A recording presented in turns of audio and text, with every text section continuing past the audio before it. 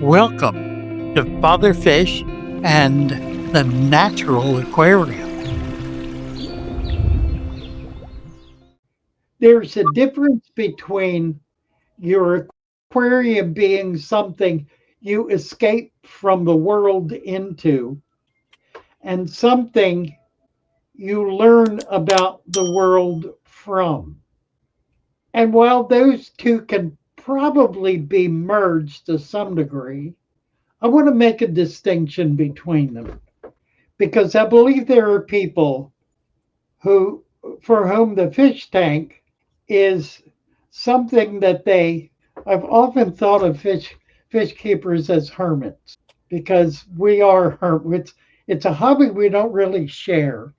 We do more sharing in this kind of venue or if we're active in a club. But when we're in our fish room or in front of our fish tank, we're not really sharing that with anybody. That's very personal, very private, and very much something we do for our own pleasure, our own interests, our own desires, our own whatever the motion is, that whatever the motivation is that drives us to it. But I think once you have tried to do a fish tank and you've messed around with it and you've killed a bunch of fish, you've done what everybody says to do. You dump chemicals in it. You try to keep control of everything. You do water changes all the time. You do all this stuff that you're told to do that costs money. It costs money to do all that. It isn't cheap. And there's a lesson there as well. But once you get to the point where you just get tired of it all, you get tired of losing fish all the time, tired of not being able, tired of things happening that shouldn't be happening. It's at that point that you either quit or that you look for an alternative. And Father Fish is the alternative.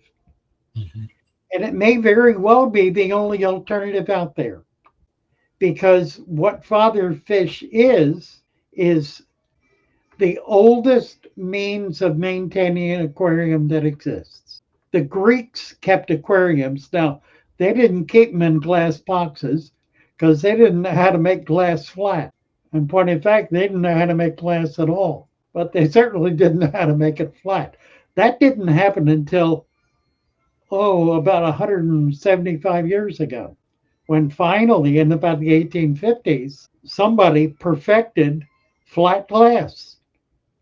And they did it by floating liquid glass on on a liquid metal. Gentlemen, behold, a self-contained aquatic world. The future of natural study is here.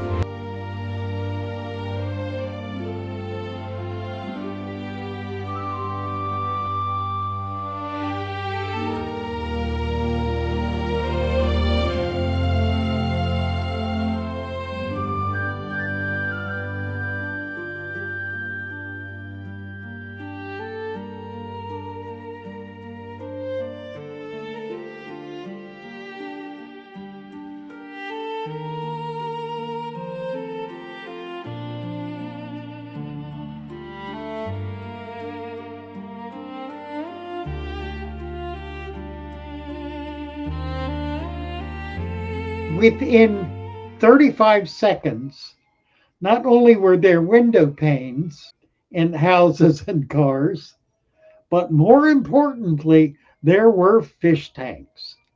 The very first thing that was invented with this glass was not putting it in a window. That was not an invention. That was simply an obvious thing to do.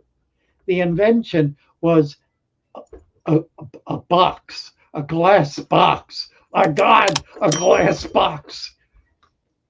Every single person who had tried to keep a fish was so excited to be able to have a glass box finally, rather than something round or a bucket or whatever.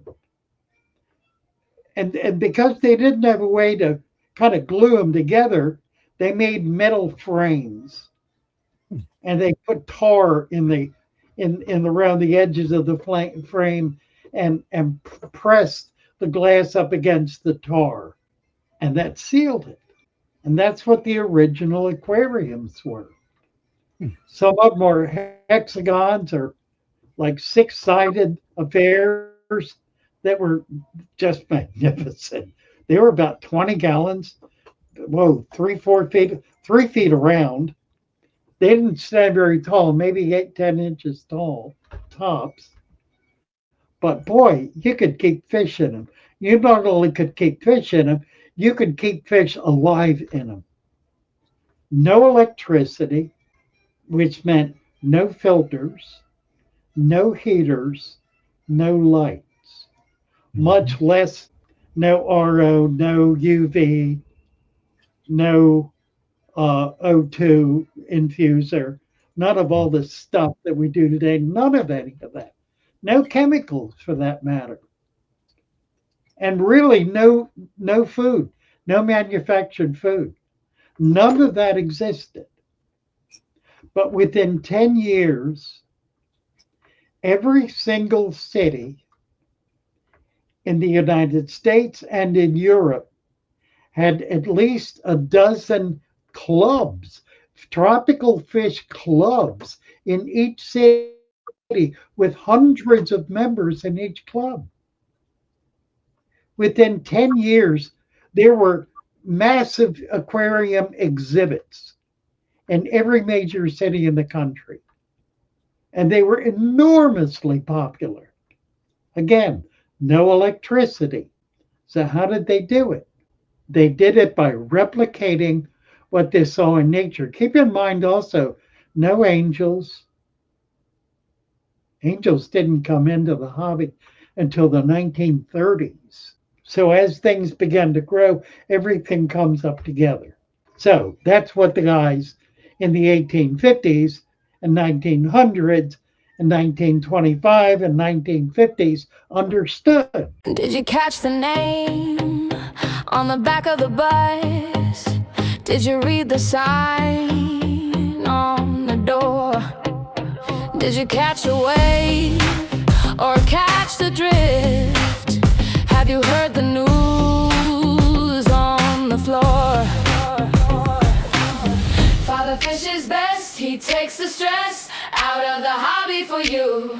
Father Fish is best, he takes the stress out of the hobby for you.